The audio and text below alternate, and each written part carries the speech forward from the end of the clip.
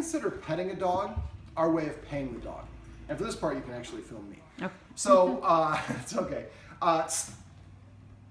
So, sit. That's a good example. When a dog jumps up or paws at you or nudges you with its nose, it's basically giving you an order. So if the dog nudges you and says, pet me, and then you pet the dog, you're telling the dog, you're the boss of me. You get to tell me what to do, and I'll comply as a human.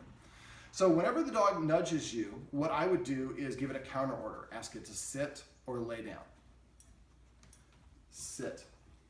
Now, let's try to get you over here. Let's try it over here. Now, I like to keep my hand like this. A flat, open hand like this is for the dog. Sit. So what I'm doing is I'm putting the treat here so I can kind of manipulate it. And the flatter your hand is, the more it's for the dog. The more closed, the less it's for the dog. Okay. I start out with a 90-degree bend in my elbow here. So I say the command word. In this case, I'm just going to go over the dog's head to make it sit because their body mechanic usually puts them into a SIT. Of course, now you're going to be there we go. Sit.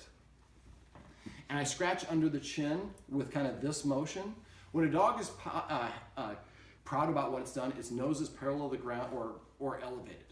So I want them to feel good, sit, about the things we want them to do, like sitting. So instead of, again, I can't remember if I went over it at the beginning, sit. I consider petting a dog our way of paying them.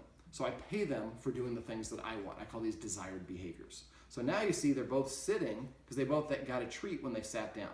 Now, if you've heard of Pavlov's dog, he rang a bell at the same time he presented food. Sit. So every time they get the treat, I'm tickling under their chin. If you always go like this, then those times that you don't have a treat, you see how I have their attention even though my hand is completely empty. So if you always give a treat this way, then eventually those times you don't, you can pantomime, like you pretend like you have a pocket here and go like this, and you can get their attention. So I typically go over the dog's head. When their butt hits the ground, immediately lower it.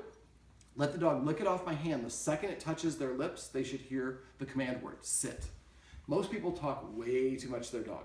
Now, if you have a bad day and you come home, you can believe that client pulled their investment or whatever it is, that's okay. You can talk to your dog in that capacity. But if you want to teach your dog, we want to do it through association. So as soon as the dog sits, sit. Within 3 seconds, you want to be petting it, sit. And as soon as it gets out of a sit, I stop petting.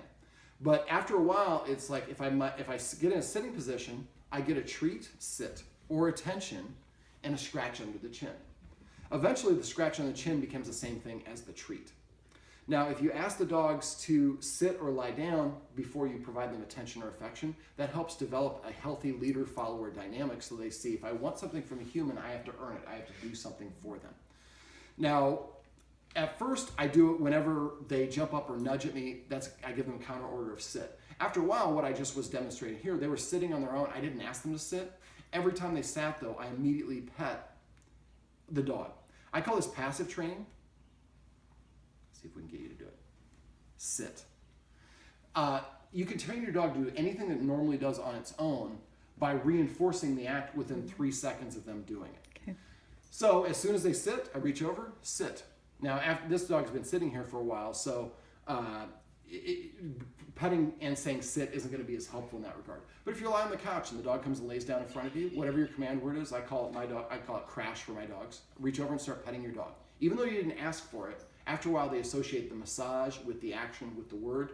It's a real easy way to train your dog without really thinking about it. So when you say crash, that means lay down. Exactly. Yeah. I like it. Me too. And that's what they do. They just crash. Exactly. Yeah. Petting with a purpose. A lot of people pet their dog and say good dog. They say good dog when it sits, comes, lays down, eats its food, just looks cute. Yeah, we do. It means everything, so it really doesn't mean anything to a dog. At this stage, crash. It's better just to assign one word command and then do it immediately after the dog does it, and then when it gets up and does whatever it wants to do. It's gonna take you a little bit of time to adjust. Well, you guys have new dogs, so it won't take you as long as some of my clients are like, good dog, sit. They're getting in a habit of doing it. Once you get into a habit of doing this, and everybody does it, the dog just immediately, instead of pawing at you, comes and sits down in front of you. You asked me earlier about your clients.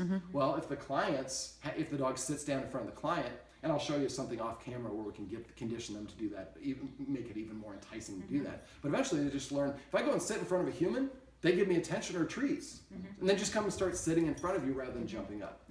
Petting with a purpose is probably the easiest thing you can do that will have the biggest impact on the dog's behavior. And once you get in a habit of doing it, you'll do it without even thinking. So that's my little synopsis of petting with a purpose. Okay.